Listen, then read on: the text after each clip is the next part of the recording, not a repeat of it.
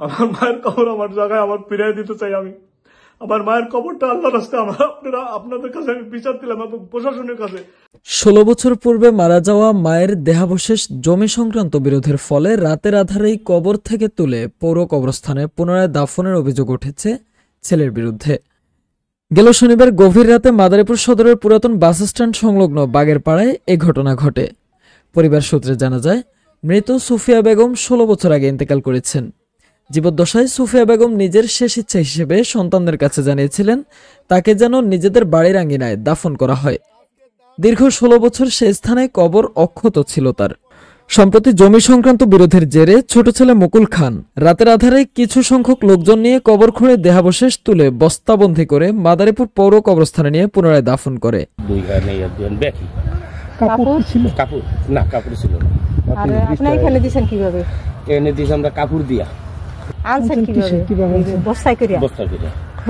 মুকুল ছিল হুজুর মাওলানা ছিল না, হুজুর আমাগো বলছে আইয়া তো ভাই এই লোকটা উড়াই আনা লাগবে। আমরা দেখতেছি আনছে মারি দিছি কাপড় নামাজ পড়ে কেমনে ওই পাশে একটা হুজুর আছে মাদারপুর ইমাম ভিতরে কাজ করে তো মানে এই বাড়ি আর তো মানে সাইজ যে গেছে কিন্তু ওই সময় উড়াই নাই, কোনো সময় পাই নাই। হ্যাঁ, পরে হে যা গেছে যে যাওয়ার পরে না এবার আধা ঘন্টা 20 মিনিট লাগছে। এবারে পাইছি, পাইয়া বাইরে ডাক দিছি, ভাই আমার একটা বস্তা দেন। মুকুলে হ্যাঁ মুকুল ছিল কিন্তু মানে আগে না পাওয়া পর্যন্ত ডাক দিই নেই। ঘটনাটি টের পান মৃত সুফিয়া বেগমের ছোট বোন। তিনি কবরস্থানে এসে দেখেন কবরটি খুঁড়ে ফেলা হয়েছে।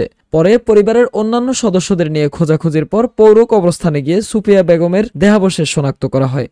পরিবারের দাবি, কবর স্থানান্তরের বিষয়টি কাউকে না জানিয়ে গোপনে করা হয়েছে, যা ধর্মীয় বিধান, সামাজিক মূল্যবোধ এবং নৈতিকতার পরিপন্থী। মৃত সুফিয়া বেগমের ভাই বোনেরা জানান, জমি নিয়ে ঝামেলা থাকলেও কখনোই ছোট ছেলে মায়ের কবর নিয়ে আপত্তি করেননি। তারা অভিযোগ করেন, নেশাগ্রস্ত অবস্থায় ছোট ছেলে মুকুল কিছুদিন যাবৎ পরিবারে অনিয়ম করছে।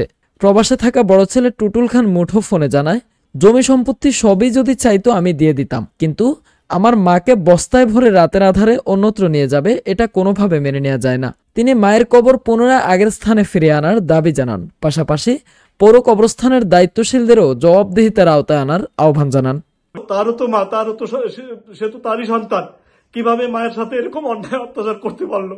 আমার মায়ের কবর আমার জায়গায় আমার ফিরিয়ে দিতে চাই। আমি আমার মায়ের কবরটা আল্লাহর রাস্তায় আপনাদের কাছে আমি বিচার দিলাম এবং প্রশাসনের কাছে।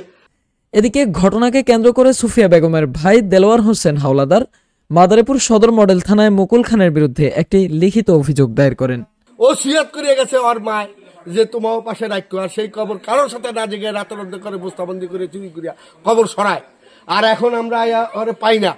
এই ঘর টুটুলের ঘর, এখনো টুটুলের ঘরে থাকে। সোনার জীবিত থাকা অবস্থায় আমরা তারে নিয়ে ভাগ করে দিছি, এই যে বাউন্ডারি করে দিয়ে গেছে। ওর এই জায়গা খালি পড়ে আছে, এখনো টুটুলের ঘরে থাকে। হ্যাঁ, আমরা এই করার পরে কারোর সাথে আলোচনা না করে এই কাম করছে। এখন আমরা থানায় যাব এবং কমপ্লেন করব এবং যে আইনি যে ব্যবস্থা সে ব্যবস্থা নেব।